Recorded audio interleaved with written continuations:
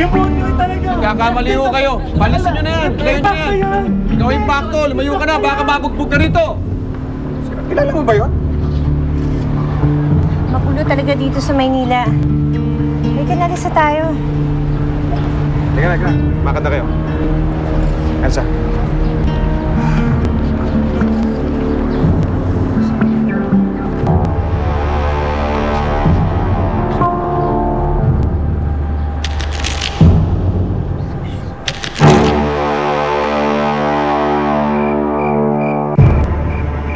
Grabe, ang bigat nito, ah. Eh, naku. Alam mo, ang ganda-ganda pa rin itong bahay niyo. Oo nga, Inigo. Nonita. Diyos ko, matahimik, maaliwalas. Alam mo, sa totoo lang, ha, pakiramdam ko dito sa bahay na to, makakapagpahinga ka talaga ng bongga. Di ba, Uro? Oh, bongga. Uro? Yaya, Bongga. naalala niyo pa ba? Di ba dito ko nakilala yung kampal to ko? Ay, oo nga. Oo, dito sa bahay na to, di ba? Pero siguradong hindi na sila mga bata ngayon. Mga dalaga na sila. Oo. Ako yung itsura nila. Yak. Alam mo, puro kayo daldalan. Hindi tayo nagpunta dito para magbakasyon. We are here to work. Sayang naman ang pagpapaaral ko kay Nigo kung magiging marupok lang ang kanyang utak. Nida, Yes, sir. dalam mo ako ng coffee sa basement, please.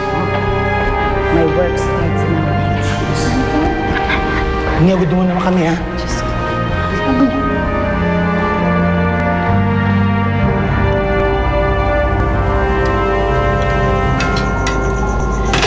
Hindi mo ba mapipigilan lumabas yung eke sa mukha mo, Crisanta? Bakit? Ano ba masama kung makita ng iba to? Matatakot sila, anak. So bang isipin na sakang impacta, sabihin nila, halimaw ka, gusto mo ba yung ganon? Ano ba ginagawa niyo nung matandang lalaki na yun? Saan ba nakilala yun? Hindi ko siya kilala. At hindi ko rin alam kung saan niya ako nakita.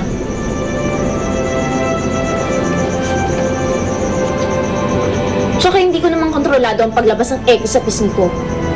Wala naman ako magagawa kung biglang lumabas yun. Hindi ba pwedeng ganon, anak? Hindi ba pwedeng pabigla-bigla na lang labas ng eke sa mukha? Kaya na naman, malabas na naman. Aminin niyo na kasi. Ikinahihiya niyo ako. Hindi totoo yan, Crisanta. Anong hindi? Ang tingin niyo sa akin isinumpa. Salot! Buti pa si Romana, ang tingin niyo sa kanya, perpekto!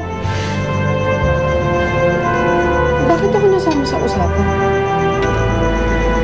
Crisanta, hindi ganun ang tingin namin sa'yo. Pwede ba kumalma ka? Nasa harap tayo ng grasya. Buti na lang walang nakakarinig sa atin dito. Yung ba?